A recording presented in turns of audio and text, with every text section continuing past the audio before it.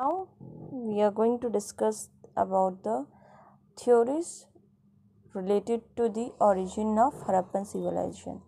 Harappan civilization मिलने के बाद आर्कोलॉजिस्ट के पास जो सबसे बड़ा क्वेश्चन पुट हुआ था ये कि यहाँ के जो लोग हैं वो यहाँ पे कैसे आए, how they settled in that area, वो किस किस कल्चर से, किस रिलीजियस से बिलोंग करते थे, क्या था उनका कल्चर, क्या थे वो लोग, आर दे ड्रेविडियन और they are Vedic period people, क्या थे.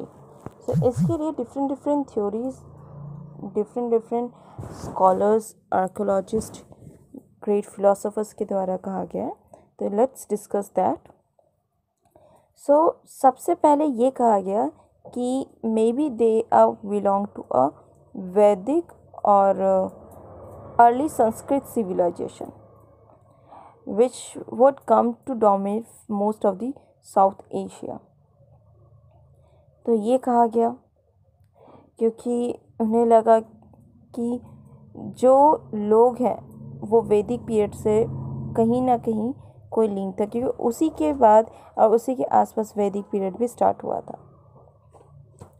लेकिन इनके पास ना कोई वेद से रिलेटेड कोई कल्चर या कोई ऐसा कुछ डॉक्यूमेंट मिला, तो इसीलिए ये थ्योरी भी किसी तरीके से गलत साबित हुई.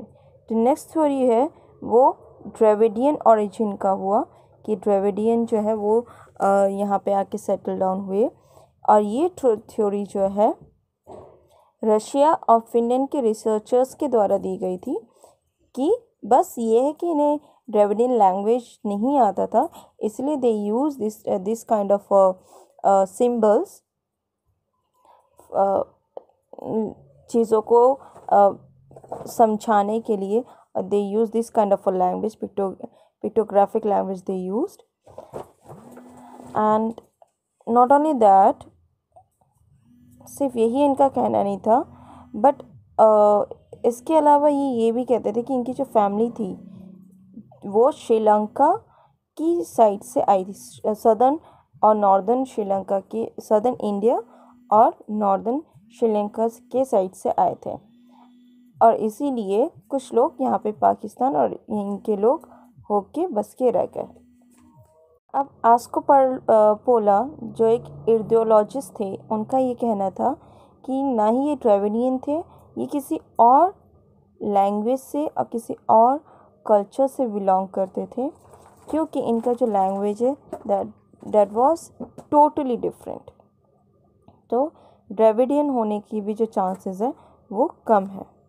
यहाँ तक भी कहा जाता है जो हड़प्पन सिविलाइजेशन का जो डेवलपमेंट है वो मेसोपोटामिया की वजह से हुआ है, कि उन्होंने ही जो हड़प्पन सिविलाइजेशन का पूरा ट्रांसफॉर्मेशन किया है from early age to mature phase की अगर हम बात करें. एंड नॉट ओनली दैट, ये थ्योरी भी फेल हो गई जब इन्हें कोई एविडेंस ऐसा कुछ मिला नहीं related to Mesopotamia trade with Harappan trade with Mesopotamia. So overall ये निकला कि इनका जो ओरिजिन है वो फाइंड आउट नहीं हो पाया, लेकिन हाँ ये ज़रूर पता चला कि they belongs to India only and they were of Hindu religion, क्योंकि as I told you before also जो सोर्सेज हमें मिला था उस सोर्सेज से ये पता चलता था कि they belongs to a Hindu culture from the great bath में जो सेरेमनीज होती थी वो चीज़, और उसके अलावा जो सील्स हमें मिले थे, जो डांसिंग गर्ल, क्योंकि डांसिंग गर्ल को इन लोगों ने एक तरीके से माता पार्वती का भी नाम दिया गया था. So these all the sources which prove that they belongs to a Hindu culture. Extensions of civilization कि हड़प्पन सिविलाइजेशन कहाँ से कहाँ तक फैला हुआ था. So the entire area of the Harappan civilization is triangular in shape, त्रिकोणी शेप में था, and accounts for above 1.3 million square kilometer. So अगर देखा जाए ओवरऑल इस 1.3 स्क्वायर किलोमीटर ये घेरा हुआ था and was the largest area amongst the ancient civilization. It's extend from Sutkandar on the sea coast of South Balochistan in the west to Alamgirpur in the upper Ganga Yamuna Doab in the western UP. In the east and from Manda in Jammu in the north to Bhagatrav in Narmada estuary in the south. तो इतना बड़ा area इस ये surrounded था. Harappan culture जो था it's covered the part of Punjab, Haryana, Sindh, Balochistan, Gujarat, Rajasthan और western UP. इसके अलावा after the partition of the India जो इसके जो मेन सेंटर है हड़प्पा सिविलाइजेशन का, that is Harappa, Mohenjodaro, Chanhudaro, Sutkagendor. So ये सब अभी पाकिस्तान में है.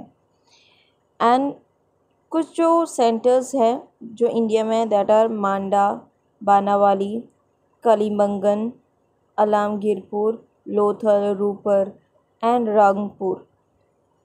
ये सब जो हैं अभी फ़िलहाल इंडिया में है, जो कि आपके गुजरात और पंजाब की साइड में है, डिस्कवर्ड किए गए हैं. धोलावीरा जो है वो गुजरात में है. And the largest site of the Harappa civilization are Mohenjodaro, Harappa, Kalibangan and Lothal. So this is one the extension of the Harappan civilization. Urban planning की बात करें, अर्बन प्लानिंग मतलब कि सिटीज़ को किस तरीके से सेटल किया था, हड़प्पन सिविलाइजेशन को किस तरह से सेटलमेंट किया था. तो सबसे जो इम्पोर्टेंट सिटी है हड़प्पन की वो थी एक Harappa and the second is Mohenjodaro. So Harappa जो है वो मोंटोगोमेरी डिस्ट्रिक्ट में था जो पंजाब में है, और मोहनजोदारो लड़खना डिस्ट्रिक्ट में है ऑफ सिंध जो कि आज पाकिस्तान का पार्ट है. ये दोनों सिटी जो है इंडस वैली से लिंक था, इसीलिए इसे इंडस वैली सिविलाइजेशन कहा जाता है. Indus valley means Indus river, मतलब इन दोनों के बीच में इंडस रिवर बहती थी, तो इसीलिए इसे इंडस वैली सिविलाइजेशन का नाम दिया गया. अब जो तीसरी सिटी है दैट इज़ चान्होदारो. ये आपका 130 kilometre distance south southern part में था मोहनजोदारो के.